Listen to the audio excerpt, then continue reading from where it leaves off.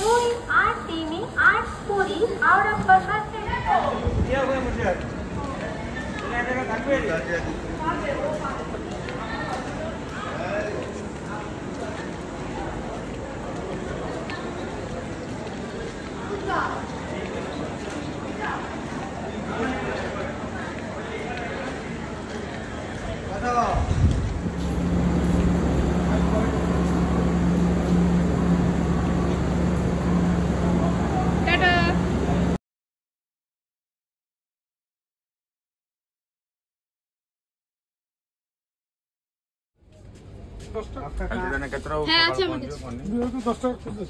আমিও খাবো।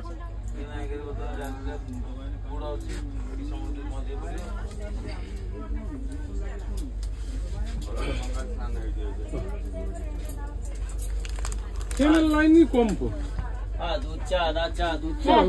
হ্যাঁ আমি ওখানটা বসবো।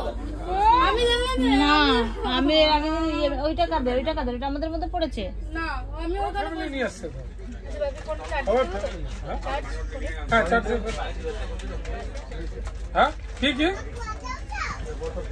ওটা খাবি তুই?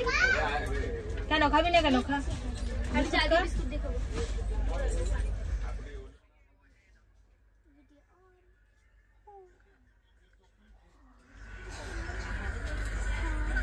কেমন জার্নি হলো? কেমন ঘুরলা? ভালো ভালো। আবার আসবো? কবে আসবো আবার? আবার জগন্নাথ দেব টানলেই চলে আসবে।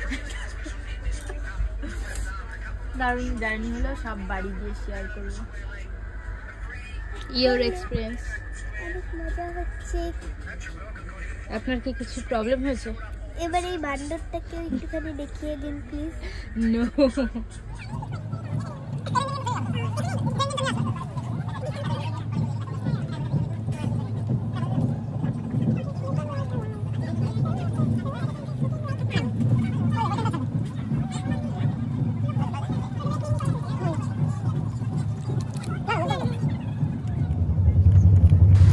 এখন বাজে রাত্রি 9টা।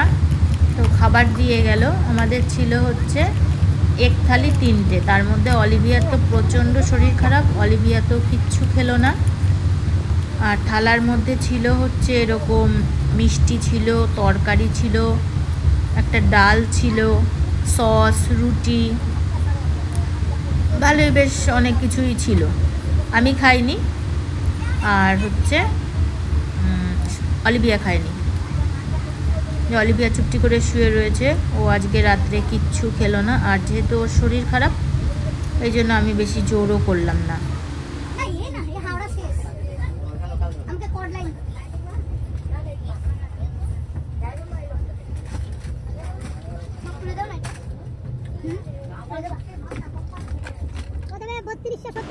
আমরা এখন হাওড়া পৌঁছে গেছি। আমাদের যাওয়ার দিন ট্রেনটা ছিল শিয়ালদা টু পুরী, আর আজকে হচ্ছে নেমেছি আমরা হাওড়াতে, মানে পুরী টু হাওড়া। ট্রেন ছিল সাংঘাতিক লেট, মানে 4টেতে আসার কথা ছিল যেই ট্রেনটার হাওড়াতে, সেই ট্রেনটা ঢুকলো ওই 5:30টার সময়। আমাদের যার নিতে আসার কথা ছিল সে কিন্তু 4টের সময় অলরেডি পৌঁছে গেছিলো, কারণ কালকে সে কলকাতায় ছিল। আর 4টে থেকে সমানে ফোন করে যাচ্ছে, আমরা তো ঘুমিয়েই রয়েছি, কেউ টের পায়নি। তো 5টার সময় টের পেলাম যে ও ফোন করছে 1 ঘন্টা ধরে। তারপর বেরিয়ে এলাম টান টান। এত স্লো করে দেয় হাওড়াতে, মানে যেহেতু লাইন ক্লিয়ার থাকে না এই কারণে। আর এখন একটু জ্যামের মধ্যে পড়েছি, জাস্ট এইটুকুনি, মানে যদি বেরিয়ে যেতে পারি তাহলেই টান টান বাড়ি পৌঁছে যাব। ভীষণই টায়ার্ড লাগছে। আর রাতের ঘুমটা ভালোই হয়েছিল মোটামুটি, অলিভিয়া কিছু খায়নি। আমরাও সকালবেলা ঘুম থেকে উঠে চা খাওয়ারও টাইম পাইনি, কারণ চা খেতে গেলে দেরি হয়ে যাবে। এদিকে ও আমাদের আবার খুঁজছে, আমরাও ওকে খুঁজছি। তারপর ধীরে ধীরে ফোনে কন্ট্যাক্ট করে তো গাড়িতে লাগেজ নিয়ে উঠে পড়লাম। তো আজকের মতন এইটুকু, দেখা হবে বাড়িতে গিয়ে।